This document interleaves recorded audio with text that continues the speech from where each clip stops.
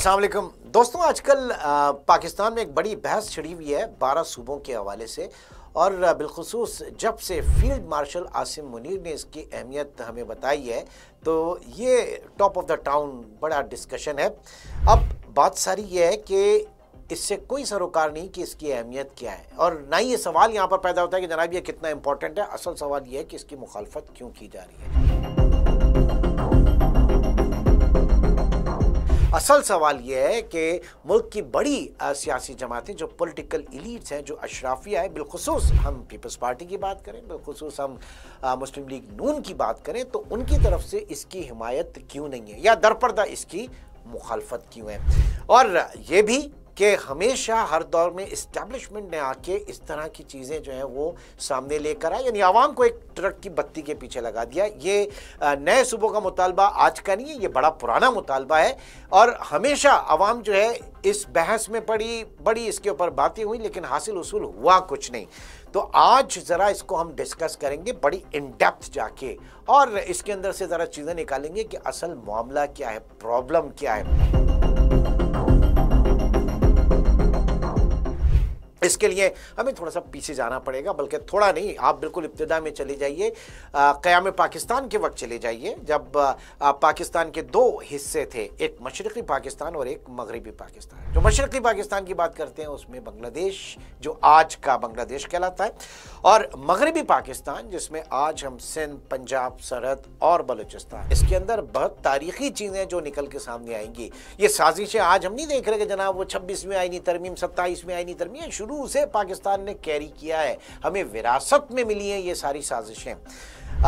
जब मैं बात कर रहा हूँ 1947 की और उसके बाद की, और लेटर अगर हम चले जाएं जो लेट 1950s के अंदर अगर हम चले जाएं, क्योंकि वहीं से ये सारा प्रॉब्लम शुरू होता है, तो उस वक्त ये चीज़ नोट की गई, एक टोला जो हमेशा से इक़्तिदार से चिमटे रहने की जिसकी ख्वाहिश थी, उसने चाहा कि जनाब किसी तरीके से मशरक़ी पाकिस्तान को छोटा किया जाए और मगरबी पाकिस्तान को बड़ा किया जाए। तो जो मशरक़ी पाकिस्तान था ना, बांग्लादेश वाली साइड, वो ज़ाहिर के अक्सरियत में थी, और जो हमारी असम्बली थी उसके अंदर भी उनकी 54% नशिस्तें थी।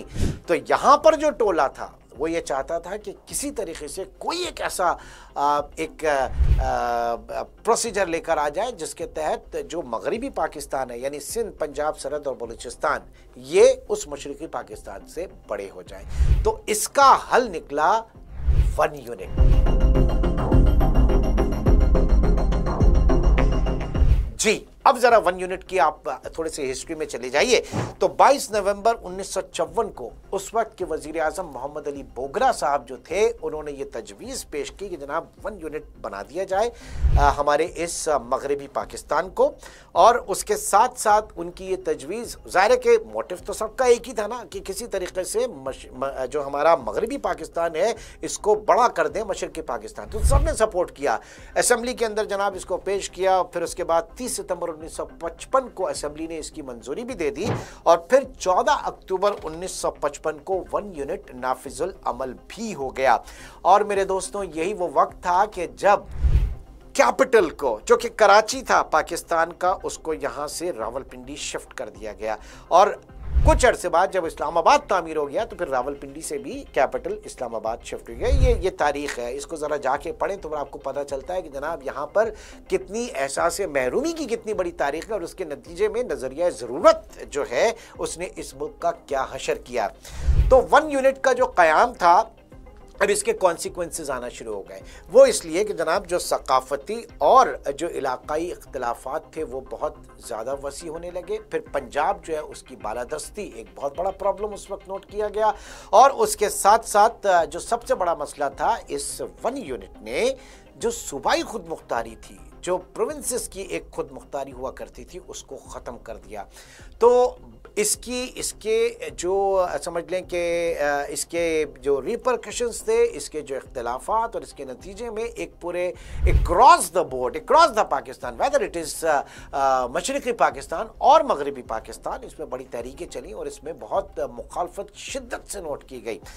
तो उसके बाद हुआ ये कि 1 जुलाई 1970 को हुकूमत वक्त को 1 यूनिट को ख़त्म करना पड़ा।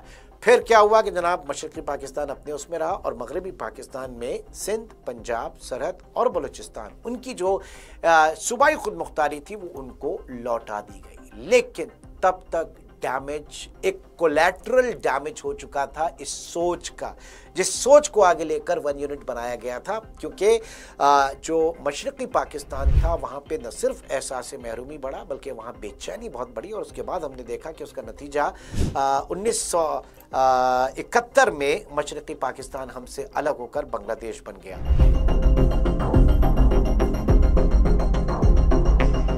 अब रहता है जनाब बचा कुचा पाकिस्तान, जो इस वक्त मौजूदा पाकिस्तान है। 1972 में इस मौजूदा पाकिस्तान की पॉपुलेशन थी 6 करोड़, जो आज 25 करोड़ हो चुकी है, और आज पाकिस्तान दुनिया का 5वां बड़ा मुल्क है आबादी के लिहाज से। इस दौरान हमने देखा कि दुनिया के जो वो तमाम बड़े ममालिक जो में आबादी बहुत ज़्यादा थी, उसमें चीन है, उसमें भारत है, उसमें अमेरिका है, उसमें इंडोनेशिया है, उसमें नाइजीरिया है। इन्होंने फोकस किया गवर्नेंस के हवाले से कि इनको अपनी रियासत को आगे लेकर चलना था। लेकिन हमने तो सिर्फ सियासत ही करनी थी ना, और वो आज तक हम कर रहे हैं, तो हमारे सामने है सारा। अब क्या हुआ कि जनाब एडमिनिस्ट्रेटिव बुनियाद के ऊपर इन्होंने अपने आप को डिवाइड करना शुरू किया। अमेरिका शुरू हुआ था 13 रियासतों से, आज 50 अमेरिकी रियासतें हैं, और उसकी तरक्की पूरी दुनिया के सामने।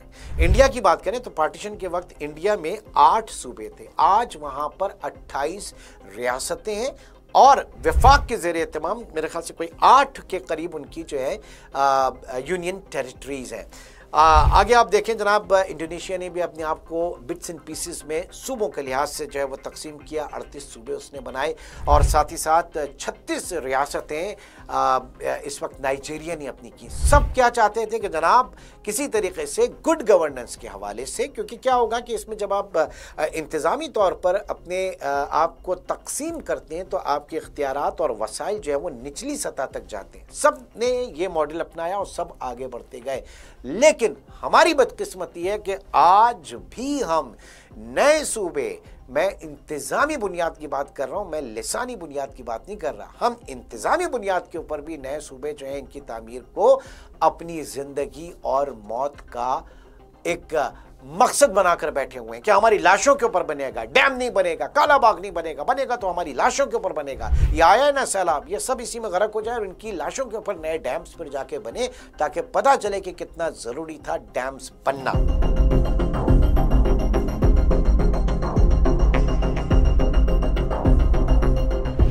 आगे बढ़ जाते हैं, और फिर एक कंपैरेटिव एनालिसिस होता है कि ऐसा क्या था कि भारत जो है, क्योंकि एक स्टेट ऑफ माइंड तो इसी तरीके से था ना, इंडिया से ही पाकिस्तान निकला था, भारत से ही पाकिस्तान जो है उस मार्ज़ वजूद में आया था। तो वहाँ पर उन्होंने ऐसा क्या किया कि जनाब आज उनकी 28 रियासतें हैं, इंडिपेंडेंट स्टेट्स हैं, पाकिस्तान ऐसा नहीं कर सका।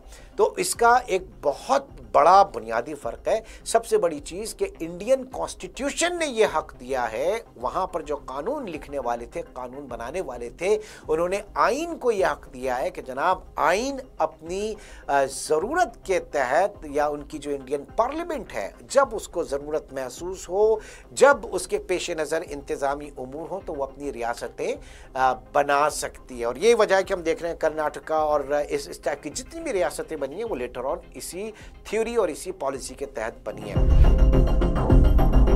पाकिस्तान की बात करते हैं तो पाकिस्तान में अब बिगाड़ कहां से, कि बजाय इसके कि हम आइन के अंदर इस चीज को जो है ये फेडरल साइड के ऊपर रखते, हमने ये इख्तियार मुतल्लिका सूबों को दे दिया कि सूबे चाहें तो अपने आप को तकसीम दर तकसीम कर सकते हैं, लेकिन वो भी सूबाई असम्बली में 2/3 अक्सरियत के बाद। अब मुझे ये बताइए कि क्या पीपल्स पार्टी चाहेगी कि सिंध तकसीम हो? क्या नून लीग चाहेगी कि पंजाब तकसीम हो?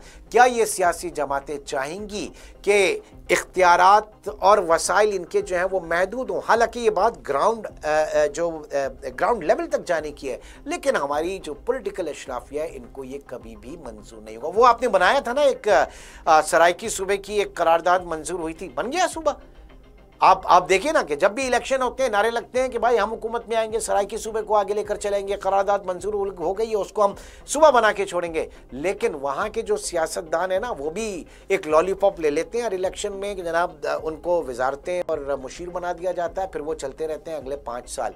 तो ये नहीं होना ये चीज। और जब तक मौजूदा सियासी पार्लिमानी निज़ाम मौजूद है ये चीज़ नहीं होगी। तो सवाल ये पैदा होता है ये कब होगा? इसका बड़ा सादा सा जवाब है, मौजूदा सियासी निज़ाम के पार्लिमानी निज़ाम के अंदर तो ये होता हुआ नहीं नजर आ रहा, इसके आगे जाना होगा। ये आगे क्या है आप बहुत कुछ समझदार हैं।